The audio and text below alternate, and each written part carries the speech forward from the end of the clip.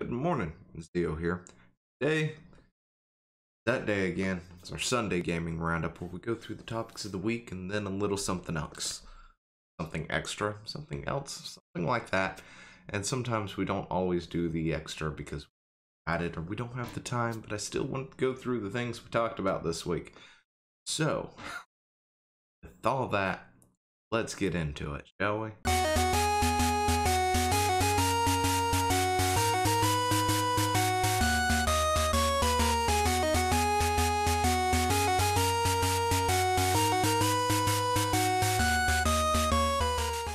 First things first, all this past week, I was also over at the Chrillcast besides doing this other stuff. So if you haven't checked them out, you should go check them out. Link will be in the description down below. Let's start with Monday, shall we? Because Monday sounds good. What happened Monday? We talked about the Kids Act. The Kids Internet Design and Safety Act. Yeah, that's a big mess. I did like a 38 or so minute video on the thing where we went through it line by line, and if I start with it now, we'll be here for a while. Can't have that because I've got sleep that needs to be done eventually. But yeah, so go ahead and take a look at that, especially if you've got like a good 40 minutes to spare, because we do go through this line by line. We talk about this and that and bits and pieces and go through a good portion of what it is that they're wanting, as they disguise as some kind of thinking of the kids sort of thing, you know, with the whole you want your kids have access or to be exposed to sexual and violent things and stuff, and on the outside you're like, that's fair enough, but it's everything else on the inside that matters. So, when you start actually going through it and looking at it, it's a lot worse than it seems. So, yeah, that needs to be, we need to not do that. I mean, they've tried these things in the past, but, yeah. Anyway. There, we talked about ResetEra. Sophia Norwitz apparently had posted this thread talking about how apparently it turns out that ResetEra had gotten hacked, and all that ResetEra was interested in. Anyway, they were just interested in bashing Sophia here, right? Because she's not approved, or she's not as far leaning to whatever side that they are and all this other stuff. They spent their time bashing her, while she was just like, look guys, you might want to change your passwords. I don't care for you. You might want to change your passwords. And then of course ResetEra in ResetEra fashion started banning everybody who mentioned it, talked about it, suggested it, and said, hey, do you think we should ban our passwords because I heard we got hacked? Banned. And it was a total dumpster fire.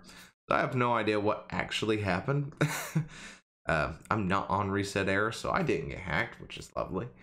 However, I'm not going to go looking for ResetEra.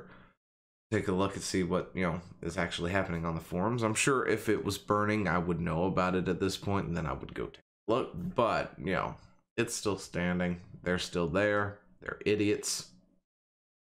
Right, they're idiots. And the moral of the story, change your password often.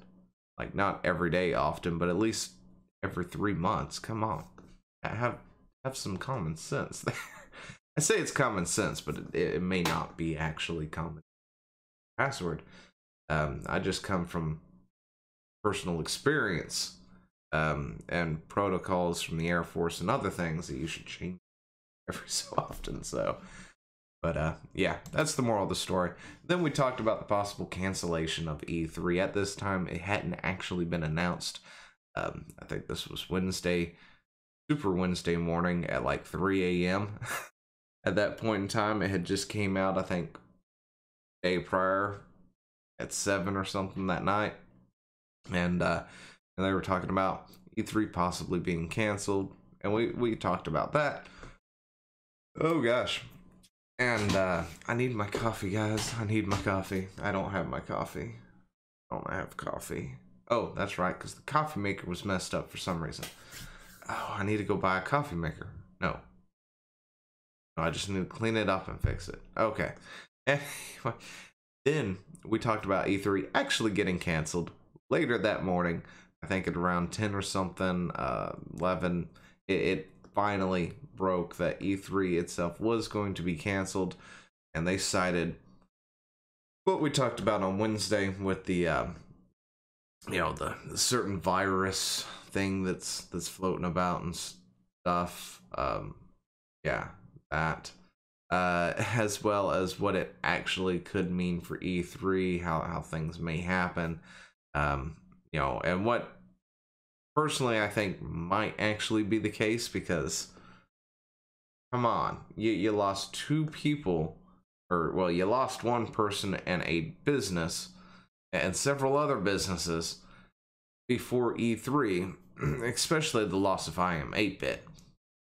And this was before the Corona scare was happening, right?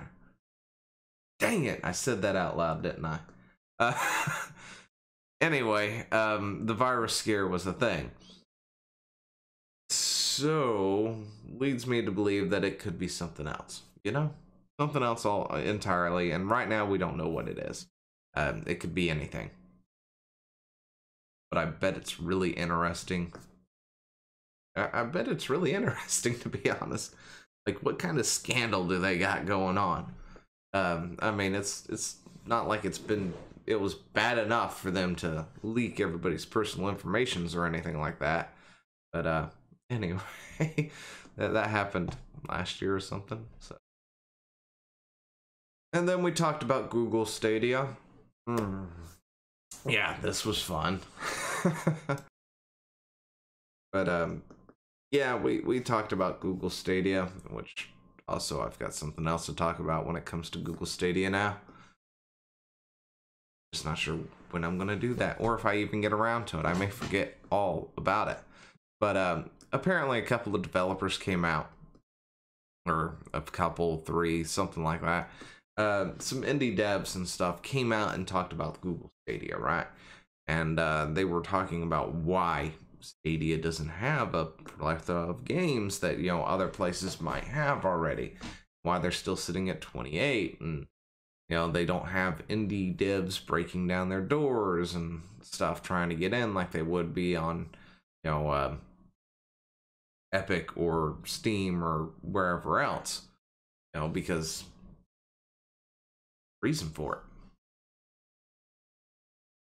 But if Stadia's not giving anybody incentives to actually go to their platform, I don't know what else to say. Google can afford it. It's not like they can't afford any kind of incentives. And I guess the few people they do have, they did offer incentives to. But other people, they didn't. So, they're still claim they're going to have like 120 some games or something like that coming out sometime this year, and we're already through like almost the first quarter at this point, and nothing. So yeah, that's an issue. Anyway, yeah. Long awkward pause for dramatic effect. It didn't work so well. Anyway, we talked about Horizon's Zero Dawn's a creator from Horizon Zero Dawn sort of going off on fans, talking about how it is slightly unprofessional, but at the same time I kind of understand where he's coming from, because I too don't seem to get it. These freakouts that people have when their game is just being ported to the PC. Like, really? I got it. You've got some exclusives out there still. Like Gears of War and Halo is Microsoft or whatever, but Microsoft also ports their games to the PC and the Xbox, but that's because Microsoft as well. Microsoft, they're not exclusively Xbox. But PlayStation, on the other hand, really is like just PlayStation and everything else that they have, but they don't really have, an operating system that I know of that people use on their PCs or anything. like Microsoft would. Well, Sony does have a bunch of other things. They've got cameras, TVs, washer and dryers, and a lot of other random things. And that's what Sony's got. So I don't see them porting Horizon Zero Dawn to the washer or dryer. However, that kind of only leaves them with the PC at that point. I don't see the point in it. Or I'm sorry, I don't see the problem in that, because the more people who have access to the game, the better. Especially if, say, you were wanting to get your friend to play it or something, they don't own a PlayStation, but they got a PC, they now can play it and enjoy the game. It's like, yeah, I'm glad you recommended this thing. This game is great. Are you then going to turn to them and say, but it should have only been on the PlayStation? Come on, really? Anyway, that was fun. I got to tick off that entire fandom, as well as all the Stadia people this week. Yeah, that happened. And what's our final thing of the day? I've been trying to talk about this for like 3 weeks now, and I keep forgetting to talk about it. But Dead or Alive, $1 microtransactions. Wanted to get back into the microtransaction talk. But yeah, this is where you get into that predatory aspect of microtransactions, right? Where you've got an item like your hairstyle, and that hairstyle can be changed for one dream ticket, right? Now, one dream ticket, you can't buy just one dream ticket. You have to buy 2 dream tickets, about $2, right? And then, or premium tickets, whatever they're called, I don't know. I'm just randomly throwing dream tickets because I also use, I think, diamonds in place of in-game currency all the time. But yeah, so in order to change your hairstyle once, you've got to buy 2 tickets, $2, and then you're left with 1 ticket that you may not want to use. But hey, if you decide to change your hair again, you can use that 1 ticket that you have left over, providing it doesn't expire or anything, to change that hairstyle. Or you can find something else you like, and it costs like 4 dream tickets, right?